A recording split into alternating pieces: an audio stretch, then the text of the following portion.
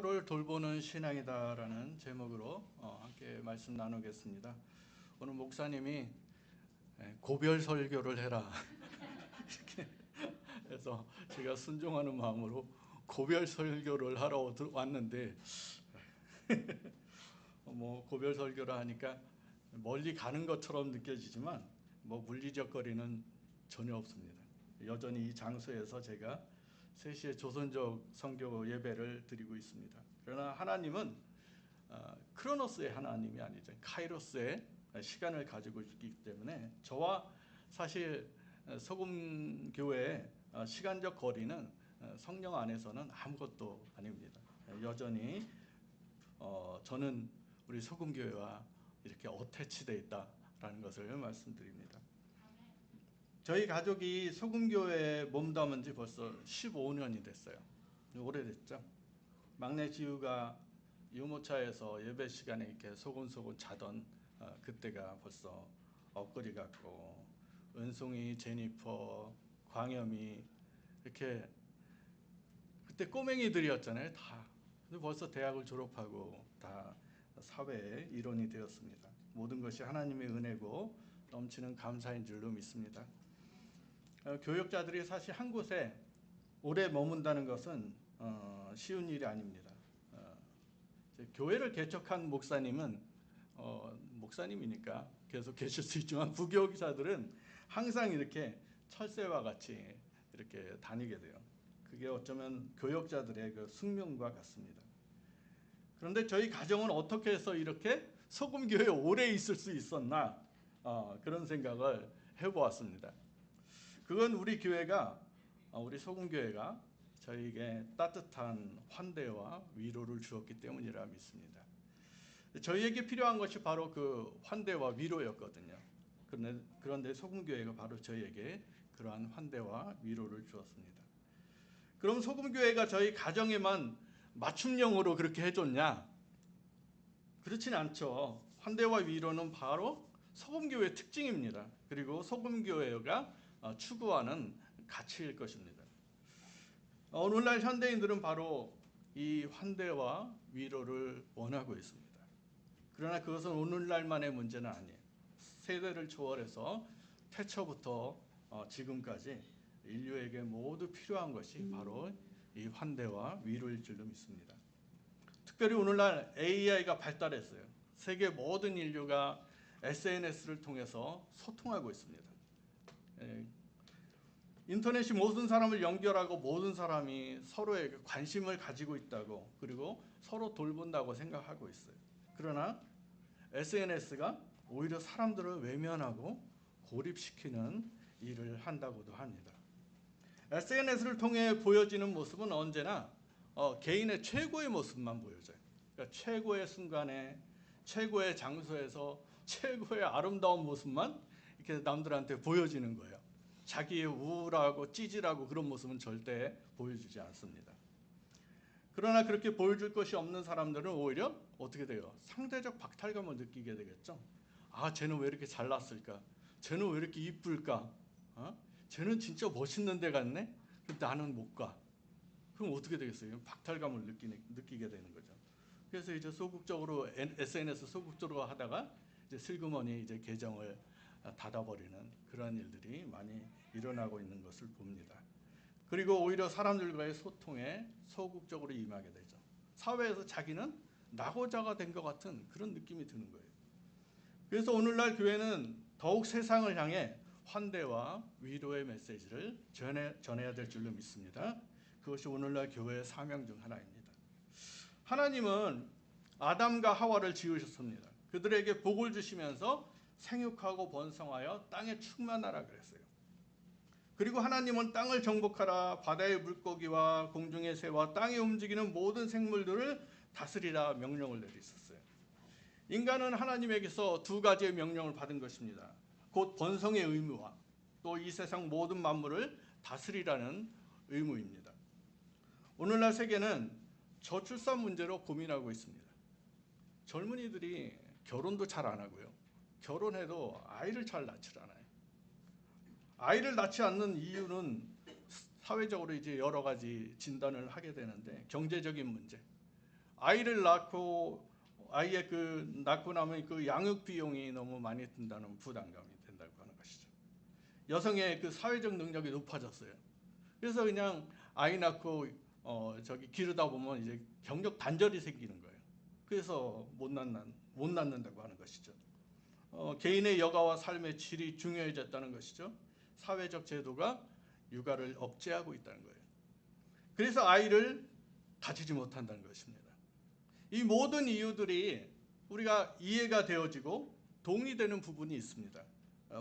무엇보다 우리의 가치관이 변했기 때문에. 그러나 저출산 문제는 단순히 인구 감소만이 아니라 사회, 경제, 문화 전반에 걸쳐서 여러 가지 심각한 문제를 야기하고 있습니다. 노동력이 부족해집니다. 고령화 사회가 되는데 이 노인들을 먹여 살릴 인구가 줄어드는 거예요. 저희 때만 해도 이제 심각해집니다. 이제 아이들이 많이 없어가지고 저희가 나이 먹으면은 누가 우리를 먹여 살려주나 그런 고민을 하게 되는 것이죠. 노동력이 부족해지죠. 공동체적 유대가 약해지고 연대감과 신뢰감이 줄어듭니다. 그리고 이제 인구가 줄어들게 되면 이 국가의 존속의 문제가 생긴대요. 그래서 미국은 그래도 좀 완만한 편이지만 한국과 일본, 중국 같은 경우는 이대로 가면 몇십 년 후에는 국력의 절반 이하로 떨어진다고 합니다. 그러니까 약소국이 되는 것이죠. 그럼 왜 이러한 문제들이 생기는 것이죠? 진짜 이유는 우리가 어느새 생명을 경시하는 사상이 생겼기 때문이에요.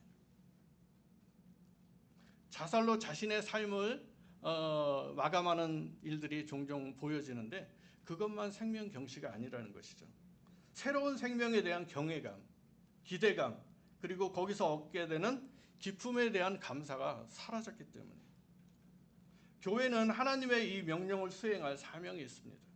이 문제는 개인의 문제야 하는 것은 인간에게 주신 하나님의 명령을 외면하는 것이죠.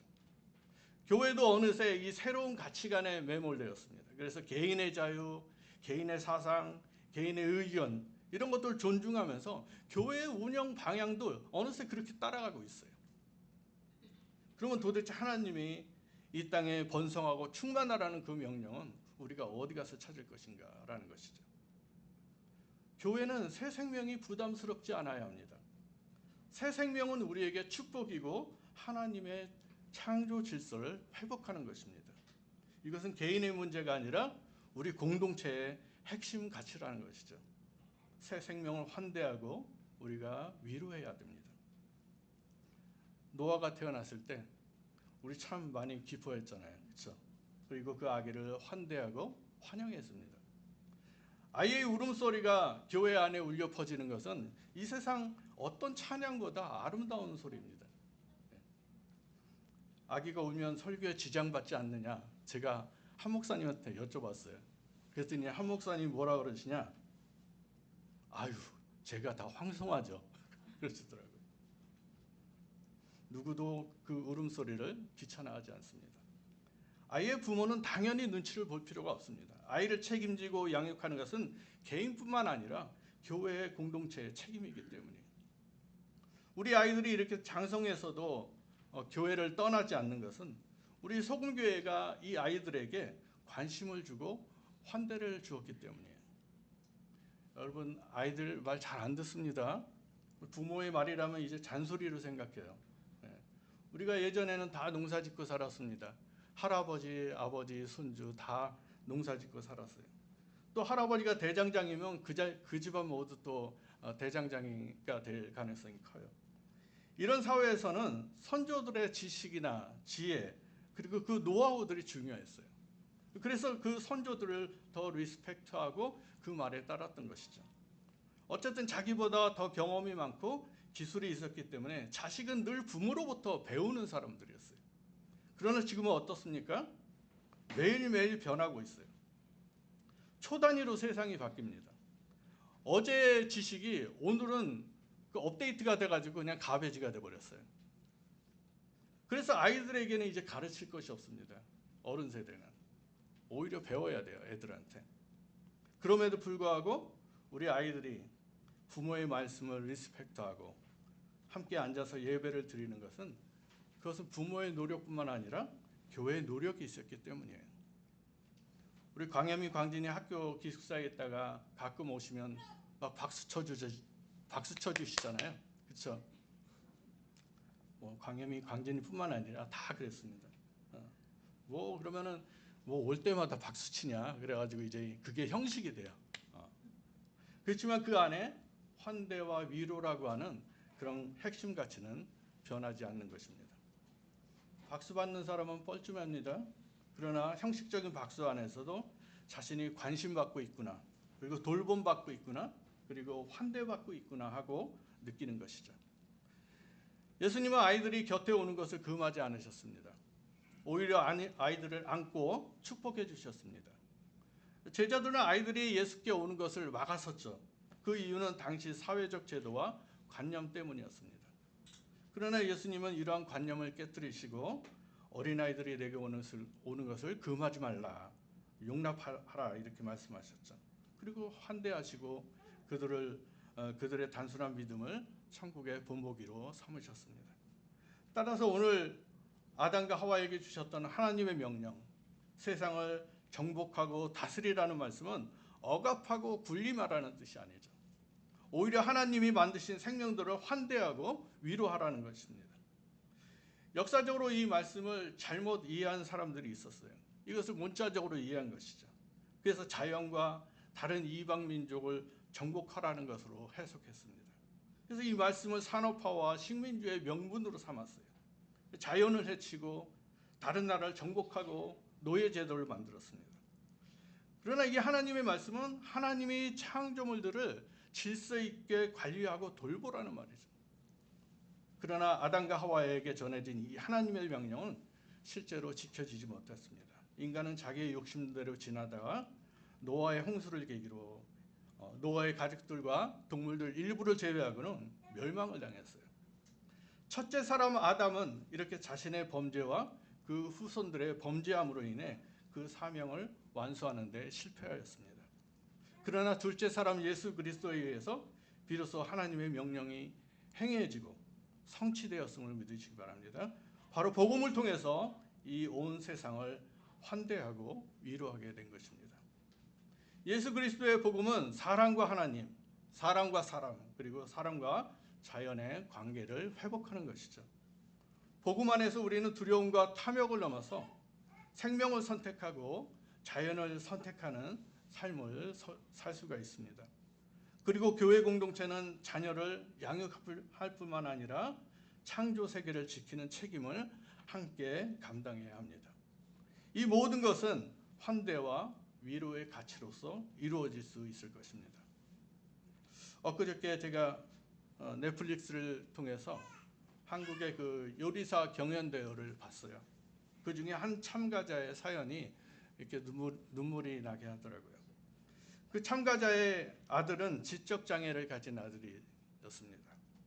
그런데 이 요리사는 이 아들에게 요리를 해줄 때 가장 기쁘다는 말을 합니다. 그 요리사는 자신의 요리를 통해서 아들이 정말 따뜻한 환대와 위로를 느꼈으면 좋겠다라는 그런 말을 하면서 눈시울을 붉혔습니다. 이 요리사의 요리는 바로 모든 사람에게 동일한 그런 환대와 위로를 전해줄 줄로 믿습니다. 저도 그 음식을 한번 먹어보고 싶어요. 어떤 느낌이 드나. 오늘 우리 소금교회 역시 앞으로 이 말씀을 핵심 가치로 삼아서 이 땅에 환대가 필요한 사람들을 환대하고, 그리고 위로가 필요한 사람에게 따뜻한 위로를 전하시는 예수님의 복음을 펼치시고 실현하시는 여러분들 되시기를 축원드립니다. 기도하겠습니다. 하나님 감사합니다. 우리에게 특별한 사명을 맡겨주셨습니다. 우리 교회가 또 우리 개개인이 이 세상을 향해서 우리의 팔을 벌려서 위로하고 그리고 환영하는 그런 삶을 살 수 있도록, 그리하여서 이 땅에 하나님의 예수님의 그 복음이 정말 펼쳐지는 그런 삶을 살 수 있도록 인도하여 주옵소서. 감사하며 예수님의 이름으로 기도합니다. 아멘.